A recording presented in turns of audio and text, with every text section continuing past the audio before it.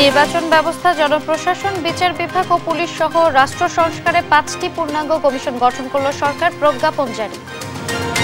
দুই সচিবের কথোপকথন নিয়ে তোলপাড়, অর্থ লেনদেনের অভিযোগ ভিত্তিহীন বললেন মোখলেসুর, তদন্তে 3 উপদেষ্টার কমিটি। সাবেক খাদ্যমন্ত্রী সাধন চন্দ্র মজুমদার রাজধানী বসুন্ধরা থেকে গ্রেফতার, ছাত্র জনতার আন্দোলনে হত্যার তার বিরুদ্ধে একাধিক মামলা। নিয়োগ ও পদোন্নতি নিয়ে ক্যাডার, অ্যাডহক, ক্যাডার কর্মকর্তাদের দ্বন্দ্ব চরমে, স্বাস্থ্য খাত ভেঙে পড়ার শঙ্কা বিশেষজ্ঞদের। একের পর এক বেরিয়ে আসছে অরিয়ন গ্রুপের অনিয়ম দুর্নীতি, মতিঝিলে সিটি সেন্টার নির্মাণে লিড কোম্পানির সঙ্গে চরম জালিয়াতি। ভারত হয়ে নেপালে বিদ্যুৎ পাবে বাংলাদেশ, কাঠমান্ডুতে ত্রিপক্ষীয় চুক্তি সই, 5 মাসে 40 মেগাওয়াট বিদ্যুৎ আসবে ঢাকায়।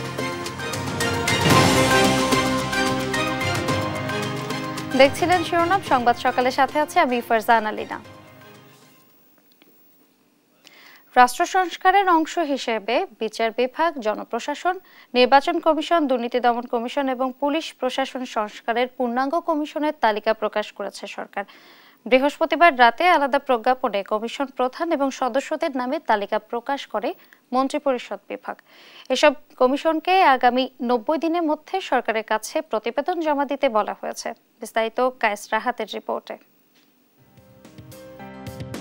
রাষ্ট্র সংস্কারে 6টি গুরুত্বপূর্ণ বিভাগের সংস্কার কমিশনের পূর্ণাঙ্গ তালিকা প্রকাশ করেছে সরকার। বৃহস্পতিবার রাতে মন্ত্রিপরিষদ বিভাগ থেকে পাঠানো আলাদা প্রজ্ঞাপনে কমিশন প্রধান ও বাকি সদস্যদের নাম প্রকাশ করা হয়।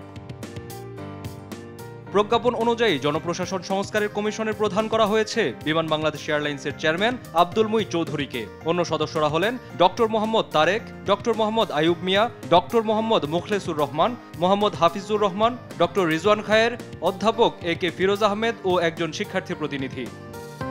দুর্নীতি দমন কমিশনের প্রধান করা হয় ট্রান্সপারেন্সি ইন্টারন্যাশনাল বাংলাদেশ টিআইবির প্রধান ডক্টর ইফতেখারুজ্জামান। অন্য সদস্যরা হলেন মাসুদ আহমেদ, অধ্যাপক মোবাশ্বের মোমেন, অধ্যাপক মোস্তাক খান, মাহদিন চৌধুরী, ডক্টর মাহবুবুর রহমান চৌধুরী, অ্যাডভোকেট ফারজানা শারমি ও একজন ছাত্র প্রতিনিধি। নির্বাচন কমিশন সংস্কারে সুজন সম্পাদক বদিউল আলম মজুমদারকে প্রধান করে 8 সদস্যের তালিকা প্রকাশ করা হয়। অন্য সদস্যরা হলেন শিক্ষাবিদ doctor Tofail Ahmed, Jesmin Tuli, doctor Abdul Alim, doctor Zahidur Rahman, Mir Nadia Nivin, Mohammad Sadek Ferdous ও একজন শিক্ষার্থী প্রতিনিধি। বিচার বিভাগ সংস্কারে সাবেক বিচারপতি শাহ আবু নাইম মুমিনুর রহমানকে প্রধান করে 8 সদস্যের কমিশন ঘোষণা করা হয়। কমিশনের অন্য সদস্যরা হলেন বিচারপতি আমদাদুল হক, বিচারপতি ফরিদ আহমেদ শিবলি, সুপ্রিম কোর্টের সাবেক রেজিস্ট্রার আমিনুল ইসলাম, মাজদার হোসেন, অ্যাডভোকেট তানিম আহমেদ শাওন, কাজী মাহবুবুল হক। সাবেক সচিব সফররাজ হোসেনকে প্রধান করে পুলিশ সংস্কারের কমিশন ঘোষণা করেছে মন্ত্রিপরিষদ বিভাগ। অন্য সদস্যরা হলেন অতিরিক্ত সচিব আবু মমতাজ সাদ উদ্দিন, মোহাম্মদ ইকবাল, মোহাম্মদ হারুন চৌধুরী, শেখ সাজ্জাদ আলী, মোহাম্মদ গোলাম রসুল, অধ্যাপক শাহনাজ হুদা ও এএসএম নাসিরুদ্দিন এলান। কমিশন 3 অক্টোবর কার্যক্রম শুরু করে সংশ্লিষ্ট সব মতামত বিবেচনা করে পরবর্তী 90 দিনের মধ্যে প্রতিবেদন প্রস্তুত করে অন্তর্বর্তী সরকারের প্রধান উপদেষ্টার কাছে হস্তান্তর করতে বলা হয়েছে প্রজ্ঞাপনে। কায়েস রাহাত, দেশ টিভি, ঢাকা। সংক্ষিপ্ত সফরে আজ ঢাকায় আসছেন মালয়েশিয়ার প্রধানমন্ত্রী আনোয়ার ইব্রাহিম। সফরে মালয়েশিয়ার প্রধানমন্ত্রী রাষ্ট্রপতি সহ প্রধান উপদেষ্টা ডক্টর মোহাম্মদ ইউনূসের সঙ্গে দেখা করবেন। মালয়েশিয়ার প্রধানমন্ত্রীর 58 সদস্যের সফর সঙ্গীর মধ্যে থাকছেন পররাষ্ট্রমন্ত্রী, বাণিজ্য ও বিনিয়োগ মন্ত্রী, পরিবহন উপমন্ত্রী, ধর্ম বিষয়ক উপমন্ত্রী, 2 জন সংসদ সদস্য এবং পররাষ্ট্র মন্ত্রণালয়ের জ্যেষ্ঠ কর্মকর্তারা। সফরে দুই দেশের বাণিজ্য, ব্যবসা বাণিজ্য, বিনিয়োগ, শ্রম ও শক্তি নিয়ে আলোচনা হতে পারে।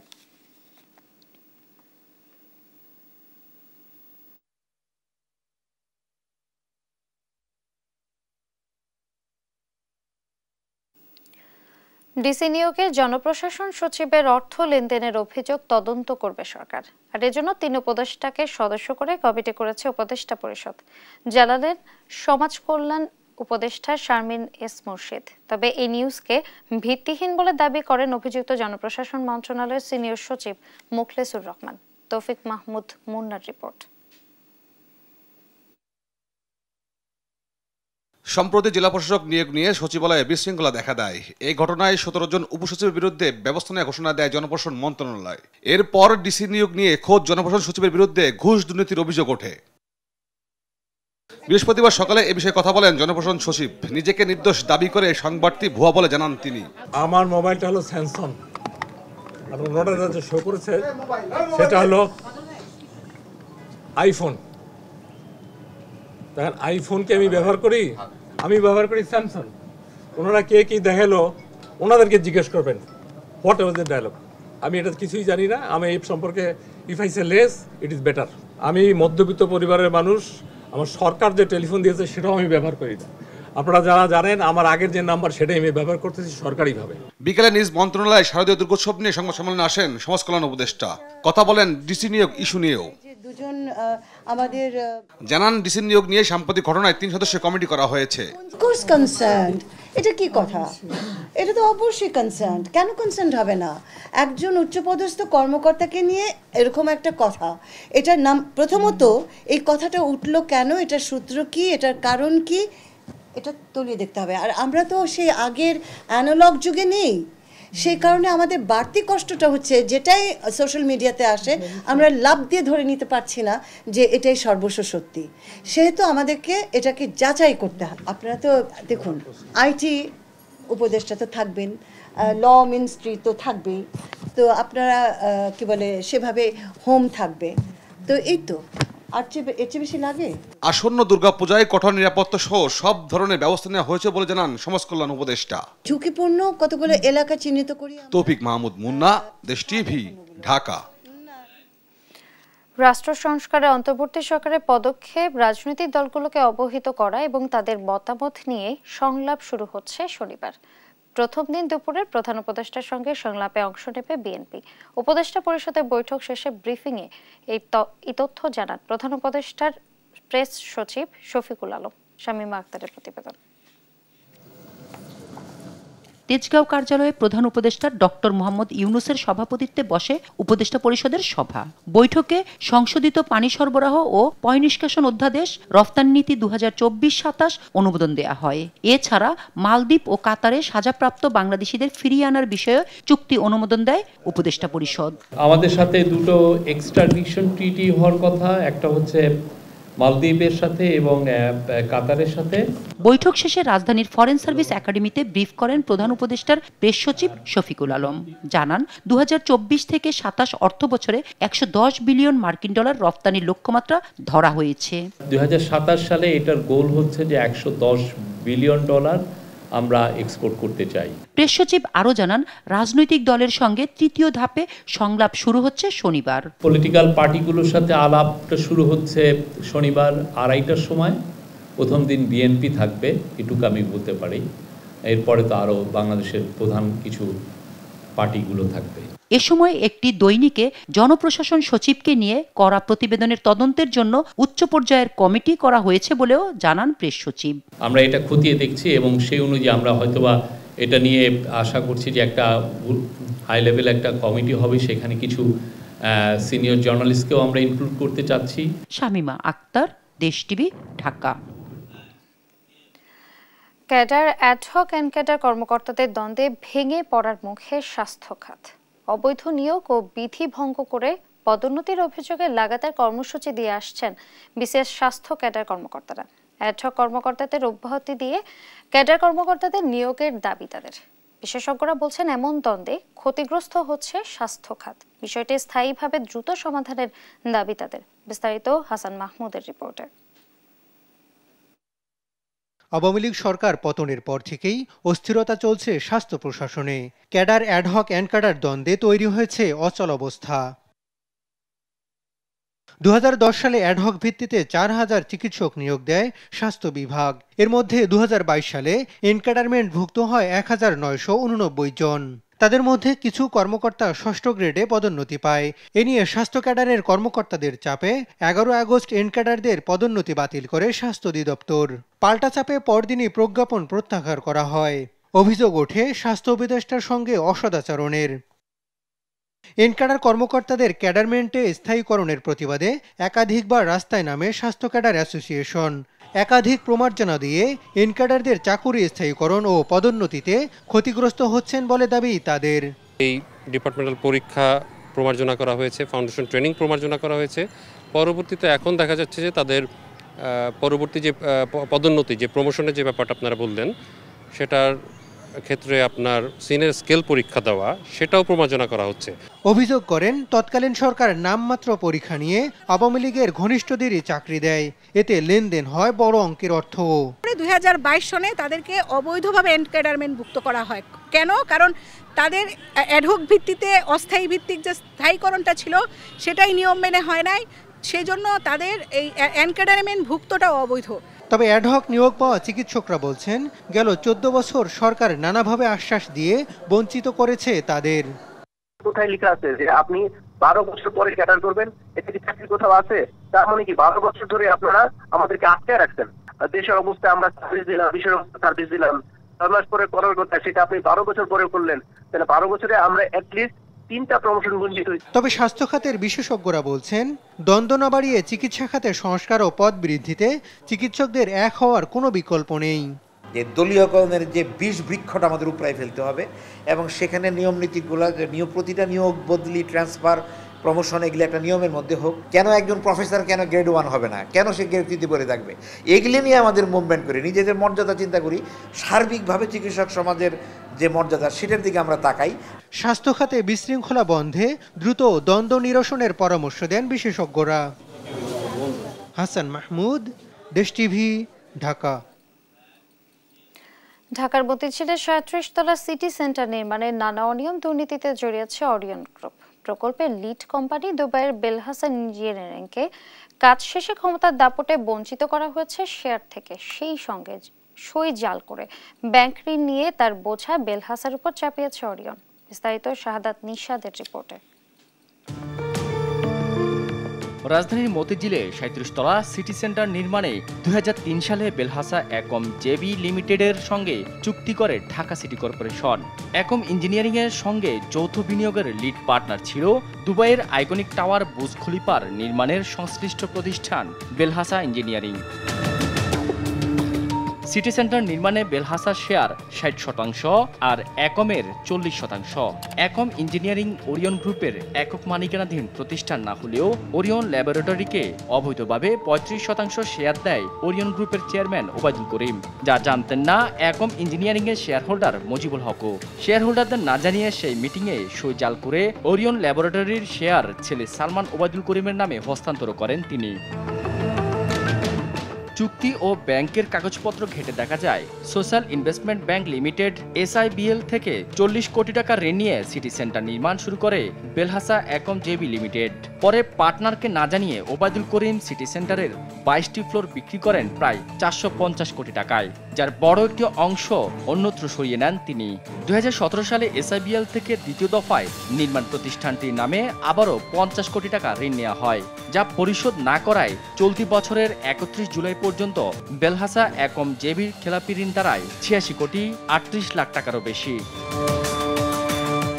আশ্চর্যের বিষয় হলো ঋণের বিষয়ে কিছুই জানেন না লিড প্রতিষ্ঠান বেলহাসা ইঞ্জিনিয়ারিং এর কর্ণধার মাজেদ আহমেদ বেলহাসা।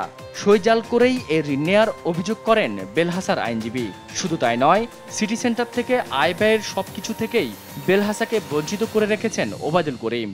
সবচেয়ে আশ্চর্যজনক হলো বেলহাসাকে একটা হাইকোর্ট থেকে অর্ডার প্রকিউর করলো, মানে এটা আনপ্রেসিডেন্টেড কিভাবে করলো যে বেলহাসা কোনো প্রতিষ্ঠানকে কোনো কিছু লিখতে পারবে না। বেলহাসা যখন লেখা শুরু করলো বিভিন্ন জায়গায় পত্রিকায়, তারপরে সিটি কর্পোরেশনে সরকারের মন্ত্রণালয়ে চিঠি দেওয়া শুরু করলো, তখন কোর্টের একটা অর্ডার হইলো যে বেলহাসা এ ধরনের লেখালেখিও করতে পারবে না। রাজনৈতিক প্রভাব খাটিয়ে পার্টনারদের বঞ্চিত করে ওবায়দুল করিম একা সিটি সেন্টার দখল করে রেখেছেন। ভবনটির ভাড়াও আদায় করছেন ওরিয়ন। ভবনটির মালিকানা ফিরে পাওয়া এবং গেল 14 বছরের ক্ষতিপূরণ আদায়ে মামলার প্রস্তুতি নেয়ার কথা জানান বেলহাসার আইনজীবী। বেলহাসা ইজ নাও প্রিপেয়ারিং, এখন তারা সিটি সেন্টারে কি পরিমাণ প্রফিট জেনারেট করেছে এগুলো খোঁজখবর নিচ্ছে এবং কি পরিমাণ লোন আছে এটা দেখছে। আমরা জানতে পারছি যে সিআইবিতে বেলহাসার নাম আসছে। বেলহাসা কোনো লোনের জন্য কোনো ডকুমেন্টে সিগনেচার করা নেই। এই ধরনের কোনো বোর্ড মিটিং যেখানে লোন নেওয়া হবে সিদ্ধান্ত নেওয়া হয়েছে, এই ধরনের কোনো বোর্ড মিটিংয়ে বেলহাসা ছিল না। ক্ষমতার দাপটে সাধারণ মানুষের অর্থ চুষে খাওয়া ওবায়দুল করিমের মতো লোকদের কারণেই বাংলাদেশে বিদেশি নামকরা প্রতিষ্ঠানগুলো বিনিয়োগ বিমুখী হচ্ছেন বলে জানান এই আইনজীবী। শাহাদাত নিশাদ, দেশ টিভি, ঢাকা। সাবেক খাদ্যমন্ত্রী সাধন চন্দ্র মজুমদারকে গ্রেফতার করেছে পুলিশ। বৃহস্পতিবার রাতে রাজধানীর বসুন্ধরা আবাসিক এলাকা থেকে তাকে গ্রেফতার করা হয়।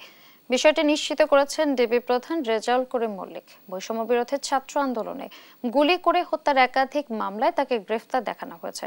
2008, 2014, 2018 এবং সবশেষ 2024 সালে নওগাঁ 1 আসন থেকে সংসদ সদস্য হন তিনি। সবশেষ 2018 থেকে 2024 সাল পর্যন্ত দায়িত্ব পালন করেন খাদ্যমন্ত্রীর। স্বৈরাচার শেখ হাসিনার আমলে আলোচিত আয়নাঘরের প্রমাণ পেয়েছে গুম কমিশন। তবে ঘটনাস্থল পরিদর্শনে গিয়ে কোনো ভুক্তভোগী বা বন্দীকে পাননি তারা। কমিশনের 13 কার্যদিবসে 400 অভিযোগ পাওয়ার কথা জানিয়ে কমিশন প্রধান জানান, বেশিরভাগ অভিযোগে এসেছে র্যাব, ডিবি, সিটিটিসি, ডিজিআইএফ এর বিরুদ্ধে।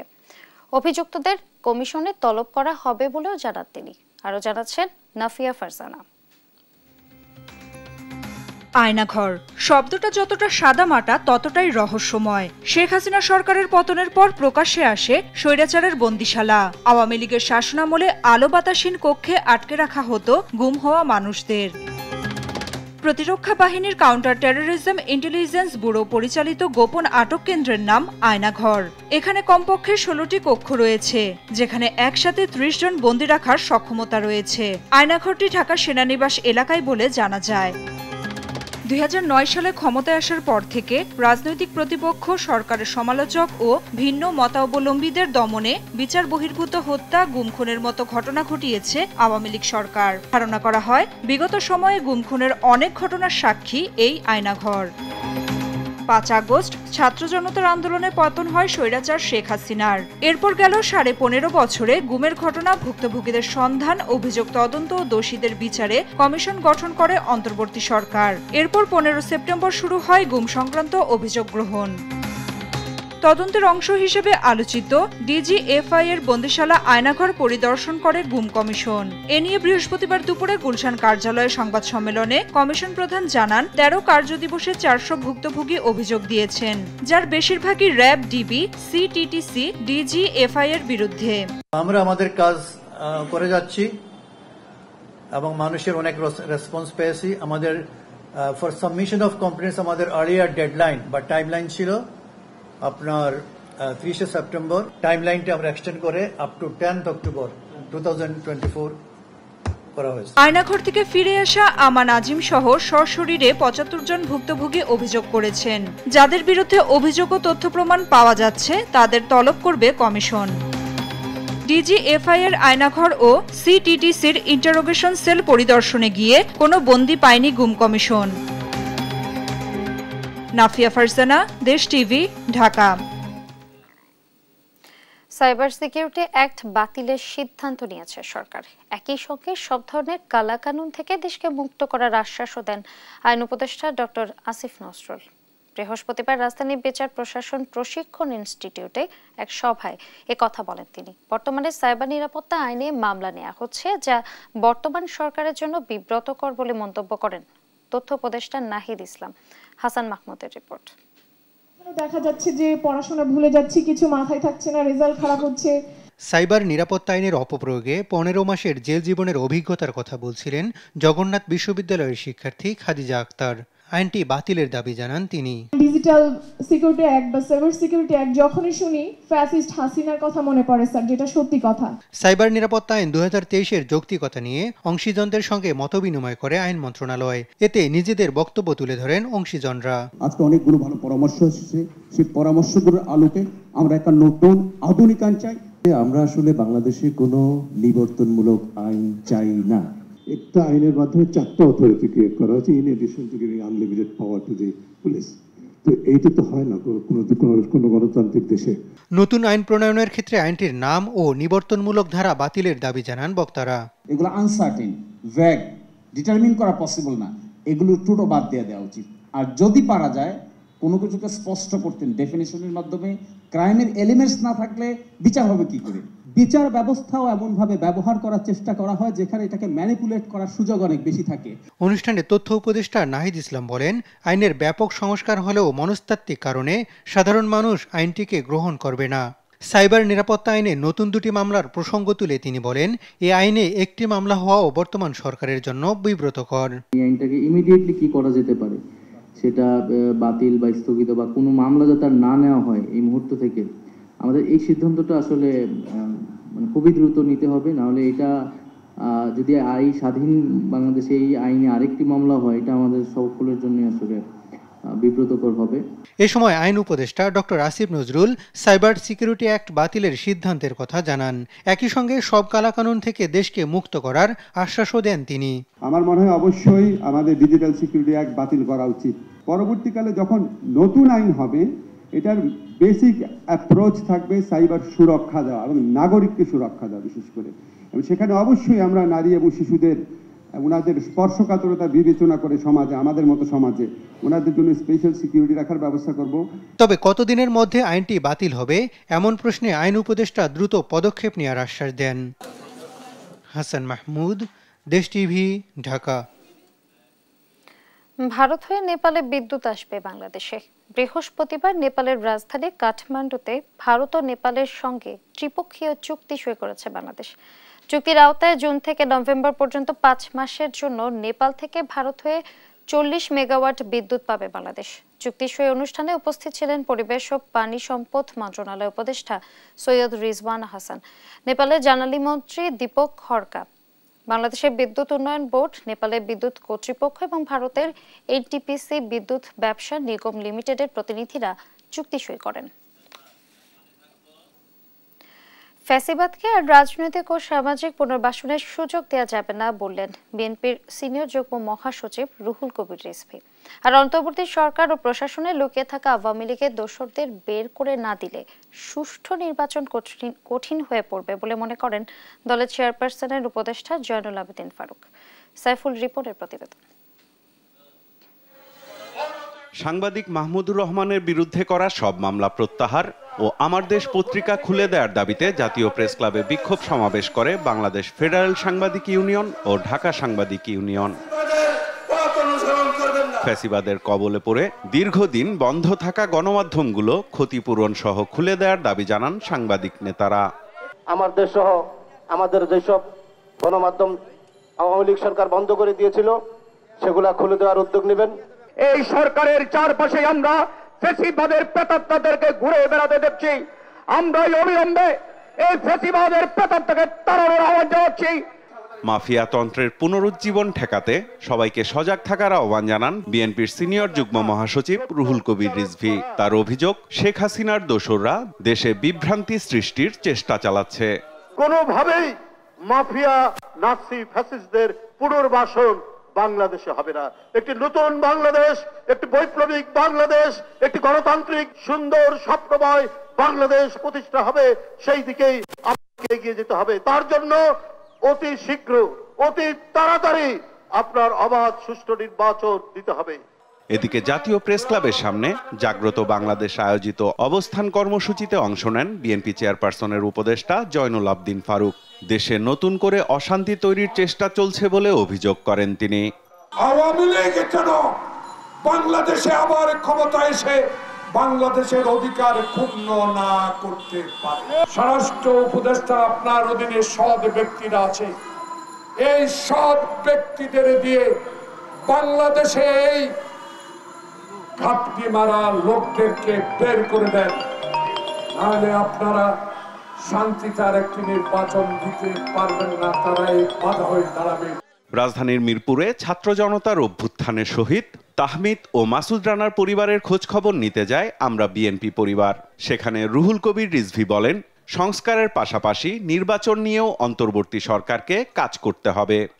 যে সুপারিশগুলো তাদের থাকবে, অন্যান্য গণতন্ত্রের আইনের শাসন কেমন হয়, তারপরে বিচার বিভাগের স্বাধীনতা করলে কেমন হয়, সেই জিনিসগুলো মানে যারা নতুন সরকারে আসবে তারা সর্বোচ্চ ভালো মনে করলে তারা সেটা গ্রহণ করে প্রয়োজনীয় যে আইন সংশোধন করা দরকার সেই কাজটা তো করবে, পার্লামেন্ট করবে।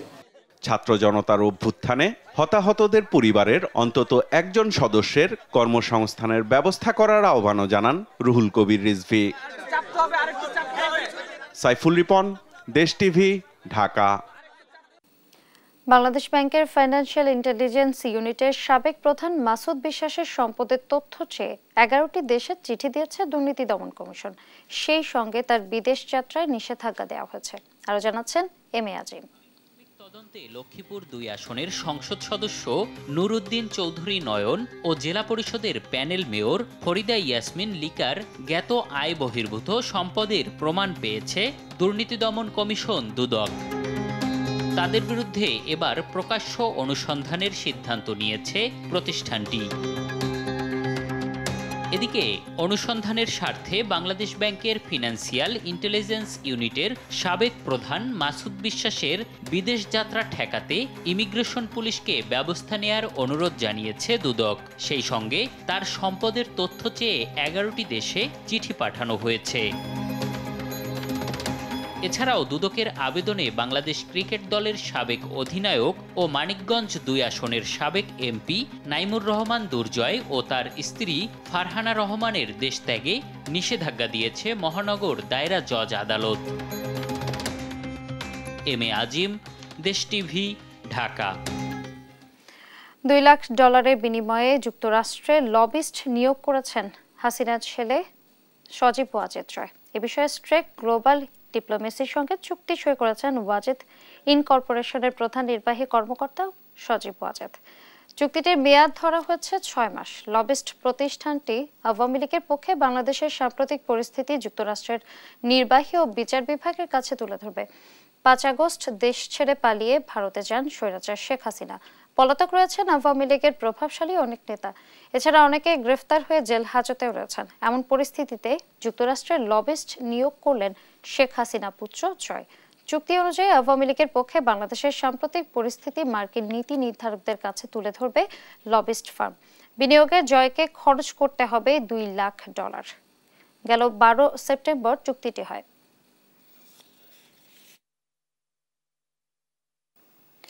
আধুনিকতার ছোঁয়া লাগছে রাজশাহীর শাহ মখদুম বিমানবন্দরে।